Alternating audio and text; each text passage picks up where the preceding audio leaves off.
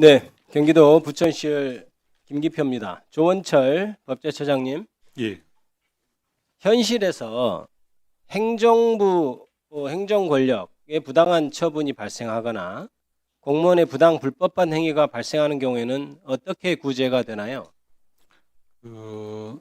부당한 행정 처분에 대해서는 행정심판 또는 행정소송을 통해서 이의를 제기할 수 있고, 또 이제 불법 행위를 원인으로 해서 민사상 손해배상을 네. 청구할 수 있을 것입니다. 자, 그 대답을 종합해 보면 이거죠. 결국 법원이 해결하는 거죠. 그러니까 법원의 행정소송을 최종적으로는 예, 사법부에서 해결됩니다. 그렇죠. 법원의 행정소송을 제기하거나 고소고발해서 문제가 되면 그것도 결국 형사 절차도 법원에서 최종적으로 결정이 되고 그렇습니다. 민사도 마찬가지죠. 모든 우리 사회의 갈등은 법원에서 해결이 되고 결국 그 갈등이라는 것은 누가 위헌 위법한 행위를 했는가, 그럼 위헌 위법한 행위를 어떻게 치유하는가, 이런 문제는 결국 법원에서 해결이 된다는 것을 의미합니다. 맞습니까? 예, 그렇습니다. 그런데 그렇게 판단을 해주는 법원이 객관적인 지위에서 판단하지 않고 그 법원 자신이 헌법과 법률에 위반되는 행위를 한다면 지금 현재 그것에 대해서 해결할 수단이 있나요? 뭐 법관에 대한 탄핵 등의 절차가 있습니다. 개인적인 탄핵 말고 제도적으로 그 법원의 재판에 대해서 이를 해결할 수단은 현재 없습니다. 맞습니까? 예, 뭐 그 부분을 제외하고는 없는 것으로 알고 있습니다. 그러니까 자 보십시오. 법원이 자기들 마음대로 헌법과 법률에 위반되는 판단을 해버리고 확정까지 해버리면 그 위헌 위법한 판결에 대해서 시정을 할 수 있는 방법이 현재로서는 없는 것입니다. 그러면 어떻게 해야 될까요? 그래서 법원의 재판이 헌법과 법률에 위반되는 경우 법원의 재판 자체가 헌법과 법률에 위반돼서 국민의 기본권을 명백히 침해하면은 그것도 구제해야 되는 것 아닌가요? 법원은 절대 틀릴 수 없다. 삼심 하에서 그 안에서 다 해결된다. 이렇게 얘기하는 것은 너무 오만한 것 아닌가요? 어떻습니까? 그 재판을 3심으로 할지 2심으로 할지 4심으로 할지는 사실은 그 국민적인 특히나 그 의회에서 입법 정책적으로 결정할 문제로 알고 있습니다. 다만 이제 뭐 3심제 하에서든 4심제 하에서든 법원에서 자체적으로 걸러지지 않는 법원 그 재판 절차나 판결에 의한 그걸 다른 기관에서 그렇죠. 다시 한번 그 헌법 전문 기관에서 심사하는 거는 필요할 수 당연히 있고 필요한 합리적이라고 거죠. 생각합니다. 같은 조직에서 보십시오. 헌법소원은 원래 독일에서 도입될 때 재판에 대한 소원을 본래 기능으로 했던 것입니다. 그래서 근데 우리는 지금까지 왜 도입을 안 하고 있었는가 한번 생각해 보자고요.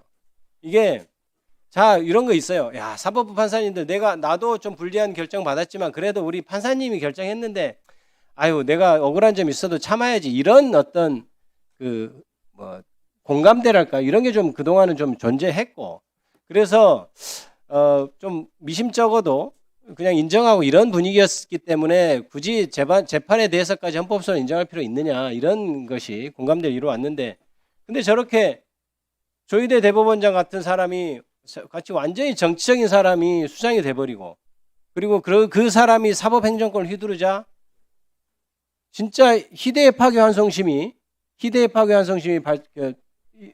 발생하고 그 다음에 그 수장에 따라서 만약에 그 사법행정권을 휘두르는 그런 수장에 따라서 법원의 판사들이 휘둘릴 수 있다고 생각하면 그리고 우리는 그런 현상을 그동안 정확히 봐왔다고 생각합니다. 그렇다면 이제는 원래 제도라는 게 인간에 대한 어떤 불신에서 제도를 만드는 겁니다.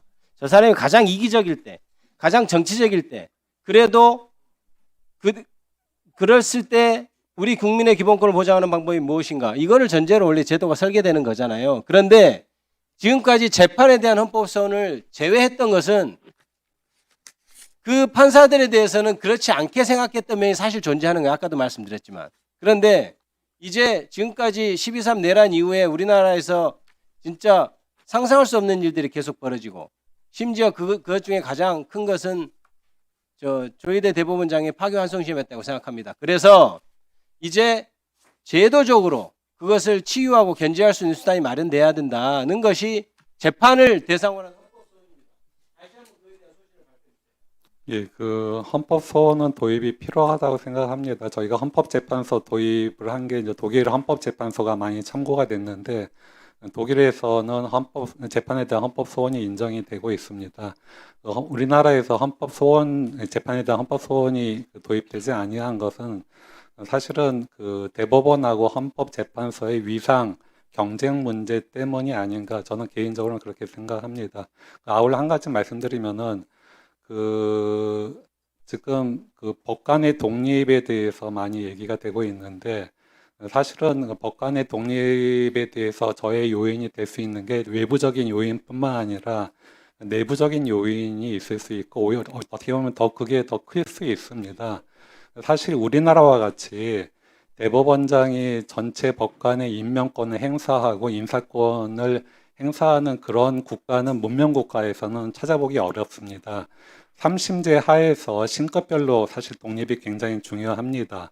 그런데 다른 신급, 상위 신급의 대법원장이 하위 신급의 법관들에 대한 인사권을 전면적으로 행사한다는 것은 사실 사법권 독립에 있어서 가장 큰 문제 요소이고 그렇기 때문에 문재인 정부에서 대법원에서 사법행정권을 분리해서 별도의 사법위원회를 설치하려고 했었던 것으로 알고 있습니다.